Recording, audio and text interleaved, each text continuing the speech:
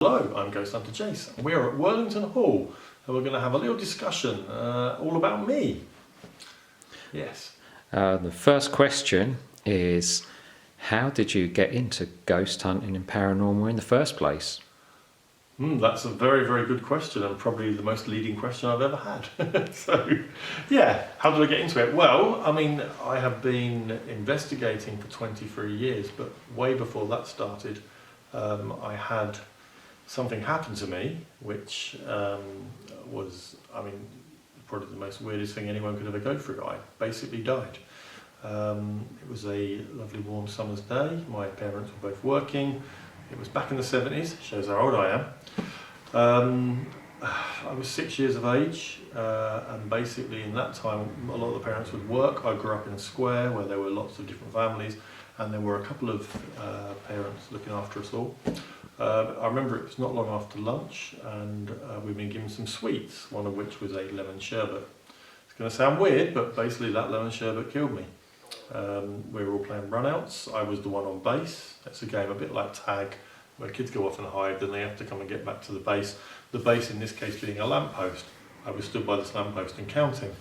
Next thing I know, lemon sherbet's gone down my throat, blocking sort of like right down here.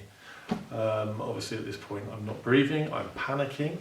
One of the worst experiences you're ever going to have, let's face it, because obviously at that point I realised that I'm not breathing and it's not going to end well.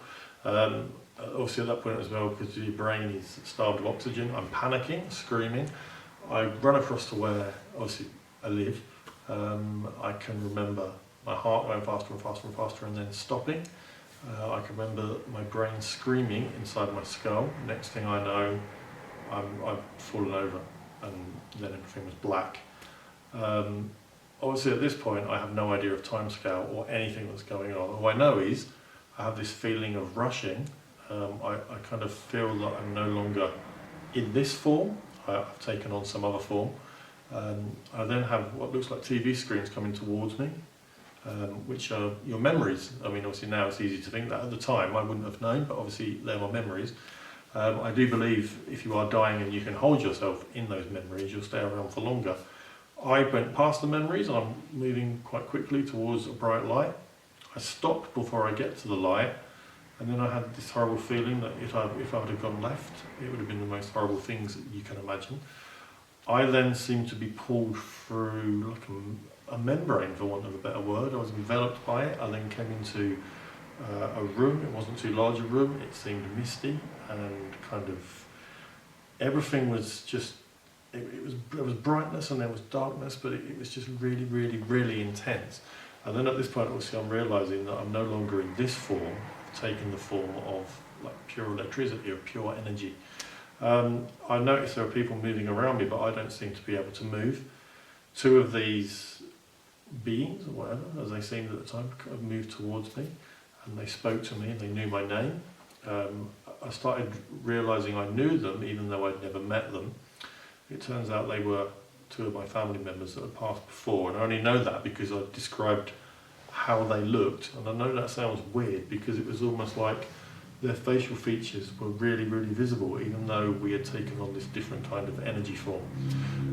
One of them said, "Jace, don't worry," the other one said, "Don't worry, you're not going to be here too long," and they handed me something which I then realised was like a toy train, and I was holding it, although it seemed to be the same kind of energy that I was.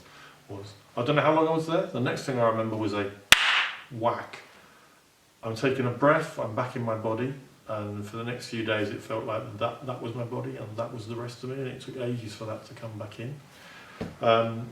After that I realised, I mean obviously initially, I was really, really shook up. I started noticing things around me, I started noticing people, seeing things, hearing things, and it was really, really intense and also quite scary.